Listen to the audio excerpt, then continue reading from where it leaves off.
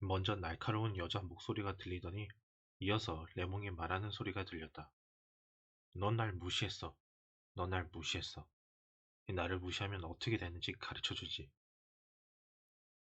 하고 말하는 소리가 들렸다. 이 퍽퍽 소리가 나고 여자가 비명을 질렀는데 그 비명 소리가 어찌나 끔찍하게 들렸는지 금방 층계참 가득 사람들이 모여들었다. 마리와 나도 밖으로 나갔다. 여자는 여전히 소리를 질렀고 레몽은 여전히 두드려 팼다. 마리는 끔찍하다고 말했고 나는 아무 대꾸도 하지 않았다.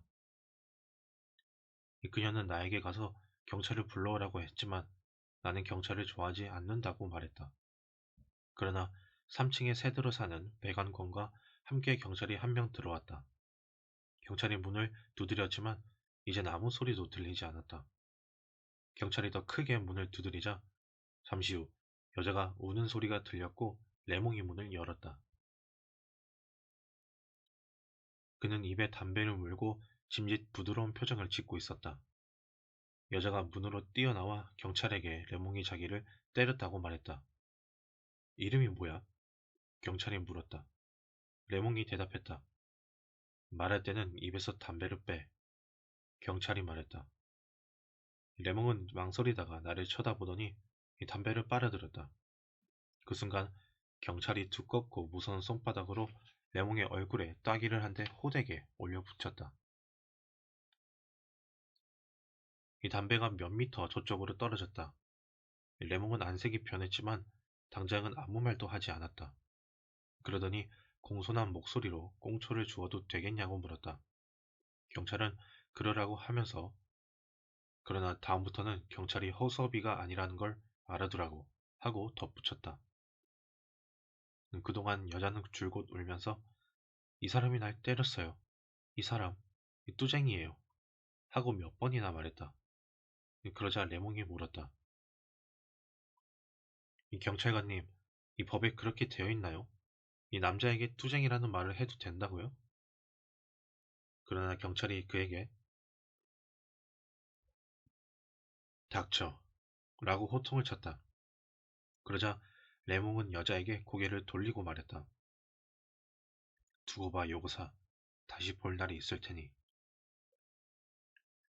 경찰은 레몽에게 닥치라고 한 다음 여자는 가도 좋고 레몽은 방으로 들어가서 경찰서에서 소환할 때까지 기다리라고 말했다.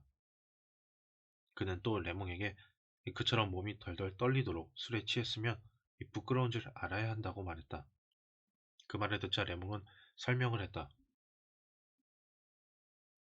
경찰관님, 저는 취한 게 아닙니다. 다만 경찰관님 앞에 서 있어서 떨리는 거죠. 어쩔 수 없는 겁니다. 그가 문을 닫았고 모였던 사람들도 자리를 떴다. 마리와 나는 점심 준비를 마쳤다. 그러나 그녀는 식욕이 없어서 나 혼자서 거의 다 먹었다. 마리는 1시에 갔고 나는 잠을 조금 잤다. 3시경에 문 두드리는 소리가 나더니 레몽이 들어왔다. 나는 누워 있었다. 그는 내 침대가에 앉았다. 그는 한동안 말이 없었다. 나는 그의 일이 어떻게 된 것이냐고 물었다. 그는 말하기를 계획대로 했는데 여자가 ጧ기를 때리기에 두들겨 패준 것이라고 했다. 그 뒤의 일은 내가 목격한 대로 했다. 나는 그에게 여자가 혼이 났으니 이제 그는 흡족하겠다고 말했다. 그 역시 같은 생각이었다. 그리고 그는 경찰이 제 아무리 뭐라고 해도 여자가 이미 매를 맞은 것은 조금도 바꿀 수 없을 것이라고 지적했다. 그는 또 자기는 경찰이 어떤 사람인지를 잘 알기에 그들을 어떻게 다뤄야 하는지 안다고 덧붙였다. 그러고는 경찰관이 따기를 올려붙인 것에 자기가 응수하리라고 기대했느냐고 물었다. 나는 아무 기대도 하지 않았고 더군다나 나는 경찰을 좋아하지 않는다고 대답했다. 레몽은 매우 만족한 눈치였다. 그가 나에게 함께 외출하겠느냐고 물었다. 나는 일어나서 머리를 빗기 시작했다. 그는 내게 증인을 서주어야겠다고 말했다. 나야 그건 아무래도 좋지만 뭐라고 말을 해야 하는 것인지 알 수가 없었다. 레몽 말로는 여자가 그를 무시했다고 말하기만 하면 된다는 것이었다. 나는 그의 증인을 서주기로 했다.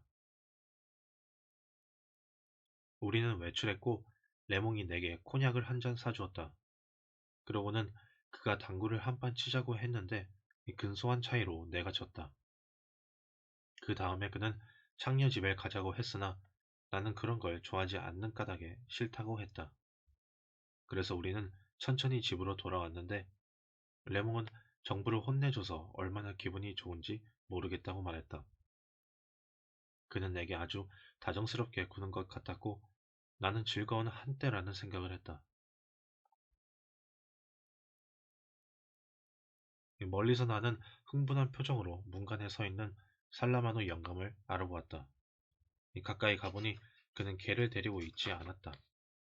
그는 이리저리 사방을 두리번거리고 제자리에서 빙글빙글 돌고 컴컴한 복도를 노려보고 두서없이 뭐라고 중얼거리는가 하면 다시 그 충혈된 작은 눈으로 길거리를 뒤지듯 살펴보기 시작하는 것이었다.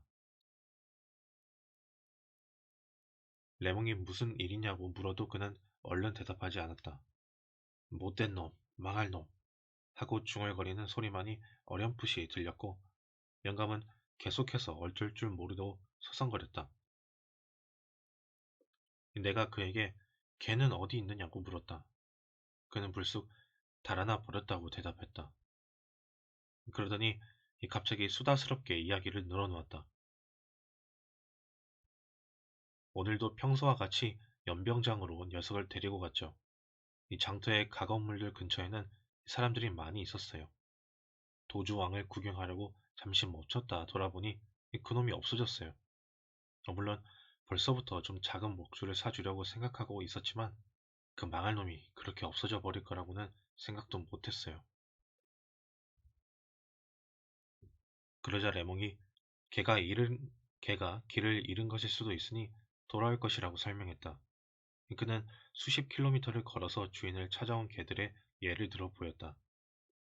그랬는데도 영감은 더욱 흥분한 것 같았다. 하지만 놈을 잃고 말 거라고요. 알겠어요? 누가 그걸 갖다 길러 주기라도 한다면 또 모를까.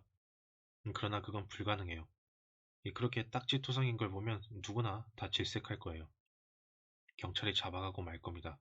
틀림없어요. 그래서 나는 그에게 경찰서의 보호소로 가볼 필요가 있으며 그 비용은 얼마간 내면 찾아올 수 있을 거라고 말해주었다. 영감은 비용이 많이 드는지 물었다. 나는 물론 알 수 없었다. 그러자 영감은 성을 내며 그 망할 놈 때문에 돈을 내다니 죽어버리라지 라고 말하고는 개에게 욕설을 퍼붓기 시작했다. 레몽은 웃으며 아파트 건물 안으로 들어갔다.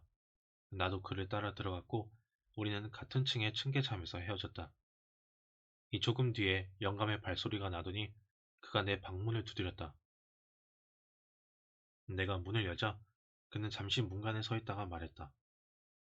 미안합니다. 미안합니다. 내가 안으로 들어오라고 권했지만 그는 들어오려고 하지 않았다. 그는 구두코만 내려다보고 있었고 딱지가 앉은 그의 두 손은 떨고 있었다. 나를 똑바로 보지 않은 채 그가 나에게 물었다. 나한테서 걔를 빼앗아 가지는 않겠죠? 네? 메르소 씨? 돌려주겠죠? 안 돌려주면 난 어떻게 해요? 나는 그에게 이 동물 보호소에서는 주인이 찾아갈 수 있도록 사흘 동안 개들을 데리고 있다가 그 다음에는 적절한 방식으로 처분한다고 일러주었다. 그는 아무 말 없이 나를 쳐다보았다. 그러고는 안녕히 계세요 하고 말했다. 그가 자기 집 문을 닫았고 방 안에서 왔다 갔다 하는 소리가 들렸다. 그의 침대가 삐걱거렸다. 그러다가 벽을 통해서 조그맣게 들려오는 기이한 소리에 나는 그가 울고 있다는 것을 깨달았다. 내가, 내가 왜 엄마 생각을 했는지 모르겠다. 그러나 나는 이튿날 아침에 일찌감치 일어나야 했다. 배가 고프지 않았으므로 나는 저녁도 먹지 않고 잤다.